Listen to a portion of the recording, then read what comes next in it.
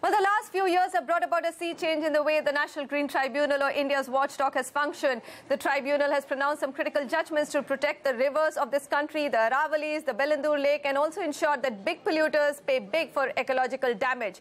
So what can be done to ensure neither its independence is allowed to be taken away, nor is it allowed to languish simply because the government will not move to appoint new members and chairperson? Sridhar Pabbishetty, your views on both these points? Firstly, on the issue of independence of the regulator. These changes are detrimental to the independence of the regulator. We have to strengthen the NGT and make sure that not just the morale and the capacity is enhanced. You have to make it a much more vibrant institution than it is today by giving all the support it's taking up. It's not easy to kind of fight on behalf of our future, on behalf of environment, when there are other issues that compete with it in terms of poverty, etc.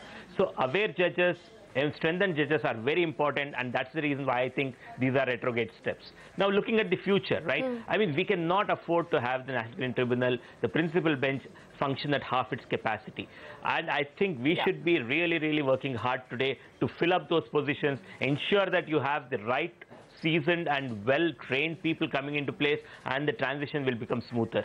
We should not allow this institution to become weaker and decipher, and this cannot be a 7-year wonder. And languish. It is needed for the next 20, 30 years. Yeah, and languish. We cannot afford it. I would say 200 years. Why just 20, 30 years? But you just said right. It cannot be a 7-year wonder. Aditya Pratap come in here. I mean, look at the number of, even after changing the criteria. Now the government is saying we are going to decide who's going to become the chairperson. We are going to choose the members. They've diluted, at least some activists believe that they have diluted the criteria quite a bit. Of course. Yet they're not appointing people. Why? Or well, at least beginning the process. First of all, this is incorrect. When you have a growing population of growing disputes, to appoint less people will go against the system of speedy disposal of cases. Of course, the measures being proposed by the government are not correct. They are arbitrary. But there is a need for reform of the Green Tribunal. Some flaws have to be addressed. First of all, if the government is bringing additional measures to put checks and balances on the members, fair enough, they are required, because a tribunal member cannot have the immunity of a High Court or Supreme Court judge. He cannot have constitutional immunity. There has to be some limitation. Secondly, there is a need to expand the size of the tribunal, have more members, so that there can be efficient rotation of cases among members. Let the nature of cases being handled by each judge change every 2 months. It will ensure that there is a fresh pair of eyes looking at the matter. There is objectivity. It is like how you have transfer in public service. You cannot have the same members sitting on a case for 1 or 2 years. All right. So objectivity versus continuity. Your response to that? So first and most and the fact that we need more people. Aditya, we've got your point. Ritwick, yes. And the fact Aditya agrees that we need, I mean, not just 10. Number can go up to 20. Why not get 20 members if your caseload is 200 cases every day? I think what is very important to recognize is the law contemplates 40 members. The NGT today functions with 12 members. Right, the Supreme Court It stipulates 40 members. Yes, I thought the number was 20. Minimum of 20 and a maximum of 40. Now, when you see that there are so many cases, why not have 40? That's what is required. And zones only have one expert member, rotational member. It is all the handiwork of the government which has done it.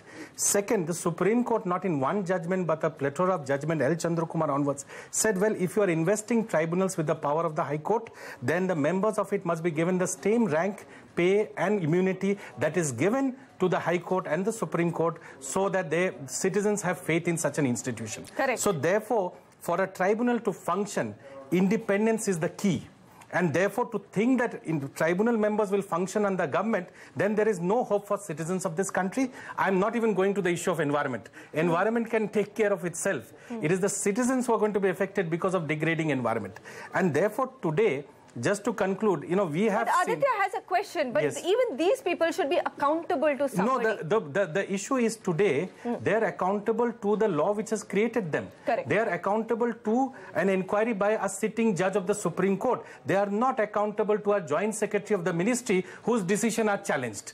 That's where the issue of accountability comes in.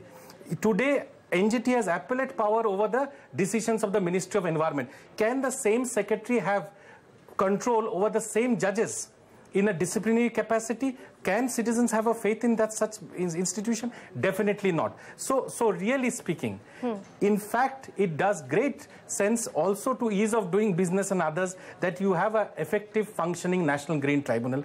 And contrary to popular perception, NGT is not actually been stopping projects across the country. It is not. Absolutely so if not. you look at it, in fact, environmental laws are becoming easier and easier for business because of this whole quest of ease to doing there business. Are about 40 to 45,000 environmental clearance granted every year by the state and the central government, out of which in the last 5 years the Green Tribunal has stopped only about 20 projects.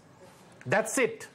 And out of 40,000 projects, only 20 NGT has stopped. I think everybody needs to hear that number in case they believe that NGT is actually making life difficult for businesses. And up to the 50,000 projects that get approved, only about 50 appeals are filed challenging the clearance, out of which only about 3 to 4 get cancelled by the NGT.